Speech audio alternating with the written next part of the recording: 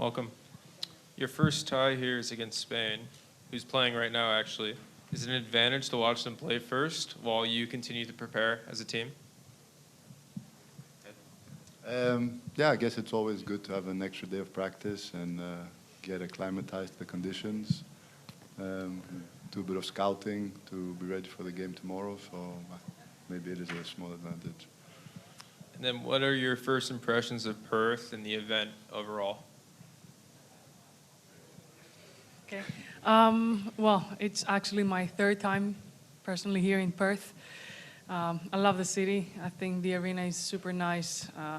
The court plays very nice, I guess. It's a great event, and it's great to start, with the United Cup. And I'm super happy to reunite with the team and just create some new memories with them. So super excited for tomorrow. And lastly for me, before I open it up to the room, what are all of your goals this week and for the Australian swing overall? My goal this week is to qualify for Sydney. I think this is something that our team deserves as a lineup of players that we have. Another goal that I have for the Aussie swing is to try and replicate what I've done a few years back of maybe getting to the finals of the Australian Open again, which served as an incredible memory. The first one in my career in terms of, having the opportunity to play at a Grand Slam final with the best that our sport has to offer, Novak Djokovic. I hope I get some good matches here because these matches actually are super important for me when I try and build momentum. So if things go well here, I don't see any reason for me not to believe that I'm capable of doing the same or continuing that same momentum, carrying it on to Melbourne. Thank you. We'll open it up to questions. Yep. Here we go. Judging from last year going into this year, maybe you're looking for a bit of a reset mentally, maybe with the game. But what are you looking ahead for in 2025? I'm looking kind of reinventing myself. I felt like I've been stuck in a pattern over the last few months, and I haven't been able to kind of unlock the pattern or get out of it. So I'm looking for a fresh, new 2025. And that doesn't mean to suddenly just start winning everything. That's not the point of this. It's just to see like a trajectory of constant improvement and just an improvement in all fields in my career, but also in my outside life. I want to have stability in my life, and last year was a little bit up and down in terms of results, in terms of feelings outside of the court and on court. So I'm just hoping 2025 brings stability, lots of health, because I also struggled with those kind of issues in the past. So I'm hoping just for a healthy 2025 and one that brings me lots of good memories. It doesn't have to be happiness, just lots of good memories. And when you mentioned you were stuck in that pattern, how frustrating was it for you, and what sort of things did you try to get out of it? Well, you have to, reflect, sit down, and see what doesn't serve you anymore. Let the things that don't serve you kind of remove them, or try and get them out of your life and refresh, restart, regroup, and go for those that you think that actually have purpose and can benefit you in what you're doing. And starting the year outside of the top 10 now, does that in a way maybe ease the pressure a bit, or do you prefer that pressure on you? Honestly, I don't think there's that much pressure when you're outside of the top 10. Well, probably there is some pressure in terms of like now it's my opportunity to add on points and get some good weeks going. Looking forward to it. Otherwise, I wouldn't say there's pressure because I don't have a lot of points, or at least the points that I've been accustomed or used to in the last couple of years. Having consecutively been inside the top 10. When you're on the tour for so many years, you know what it takes to get back to where you remember being. So there is a pattern there of what it requires you to get back there, and you just need to be consistent throughout the year. You can't show up one day and not the other. You have to work it out from January all the way to November. And you touched on the memory of reaching the final of the Oz Open against Djokovic. How often do you think back to that, and how special was that, reaching that It's far? funny enough, I was talking about it yesterday with Ted, right? No, was it with you? Last night, yesterday in practice? No, I think it was with someone else. It served me as my best memory, let's say, on court ever, even though I lost that final. It was such a big, important moment in my career because I suddenly was faced with perhaps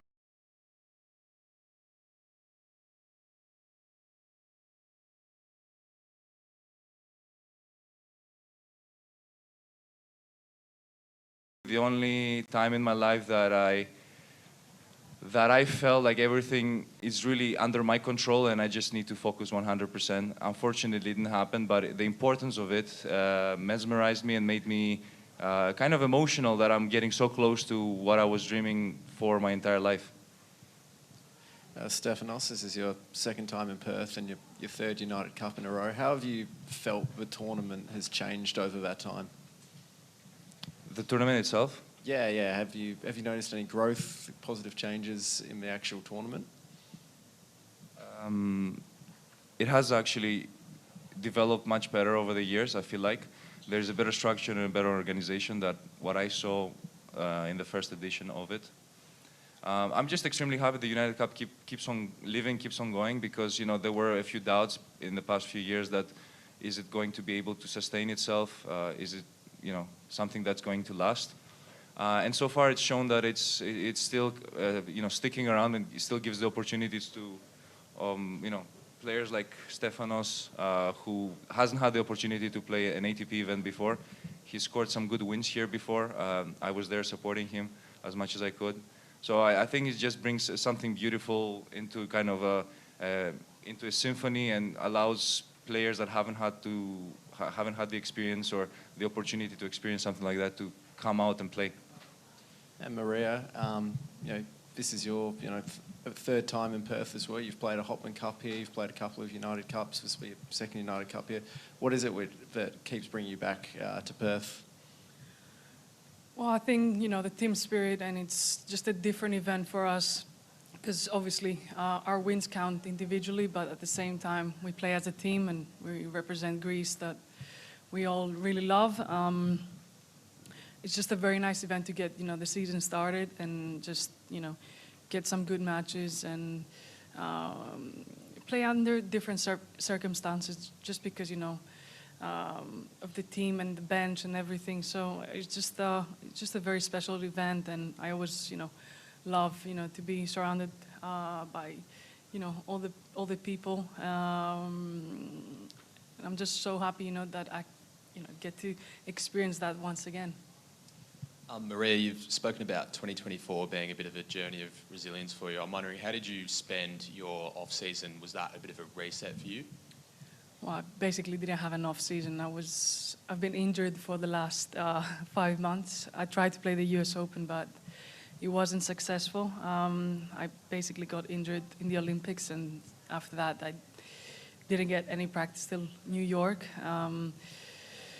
So I didn't have, a regular off-season. I just, it was probably a rehab season, I would say. But it was tough in a way, but at the same time, it was nice, to have a downtime and just be home for longer than 2 weeks and just do different stuff other than tennis, see my friends for more than 2 hours a week and just spend time with my family.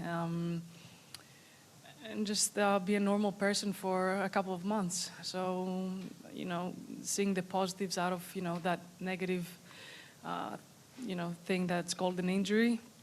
It was a great lesson, and I had a good time, being out of the tour. And starting the season in Australia, where there is so much Greek support, how much of a boost does that give? Well, for us, we've said it many times, but it's like, especially in Melbourne, like playing at home. So just coming back to Australia and living the experience again and again, and just seeing, the support and, all the Greek community and everyone supporting us every single match. It's just something very special. It's probably the best trip of the season, and it's obviously tough to live in during Christmas and leaving your family back. But at the same time, once you get here, it's just the best place to be. So I love Australia and I love being here.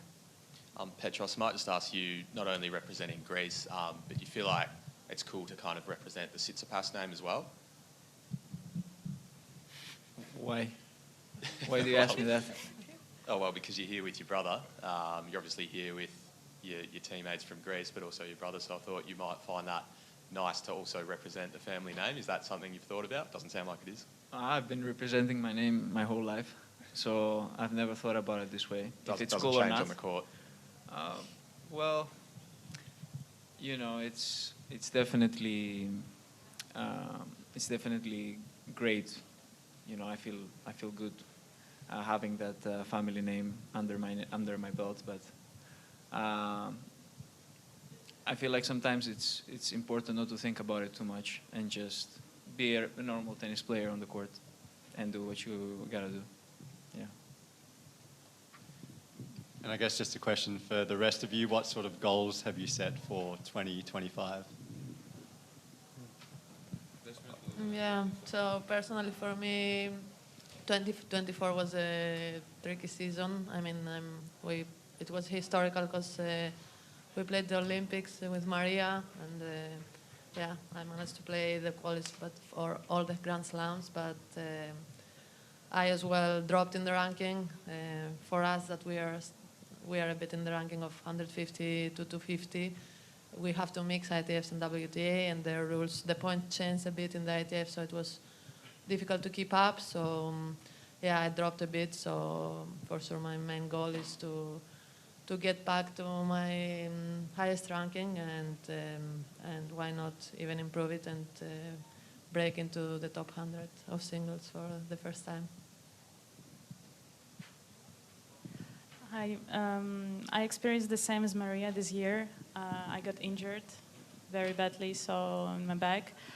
It was very tough emotionally and physically to experience it because I didn't know what's next. But in the same time, I had the other hand, like I could see my family, I could see another side of this life. And I was also happy to experience it, like I was injured, but I saw my family, my loved ones, and I could see my potential in another stuff than just tennis. So, but of course I have big goals for 25. Just to be healthy, first of all, to start with that, to put a lot of effort on health, fitness, and and the rest just have big goals and try to play your best tennis and improve. Yeah. Hello. For me, I had a good year as a 2024. I managed to make so many changes in my career, in my life, and that are able to help me develop as a player. It was like a year that I was able to build so many important things for what's gonna come up in my career as a player. So I'm ready for the 2025 to try go win as much as I can, try to win many tournaments and up the rankings and try to play in the better tournaments. Stefanos, number one, can I just, as a former Next Gen winner, can I just ask you for your thoughts on João Fonseca, who's just won in Jeddah? What sort of a future you see for him? I was talking to him in Halle this year. We had a few hours together. He was someone that I already saw potential in before he even wins the Next Gen finals. I was sure he was going to be someone that's going to show big results in the next upcoming months. I personally believe it's just the beginning of him rising up in the rankings and showing his actual true potential. I'm happy for him because he's a very humble kid. That's what I liked about him. We had a conversation, and I really liked how down to earth he is and how determined and focused in regards of his goals he is. That is something that definitely stood up. I think we're going to see big things from him in the next few years, as long as he stays the same way he is now. I see no reason he would under-deliver. And just a question on cricket. Do you know of the Australian with Greek heritage, the 19-year-old kid, Sam Contis, who's made his Test cricket debut this week? You don't know him? No, that's fine. Just, I had to ask.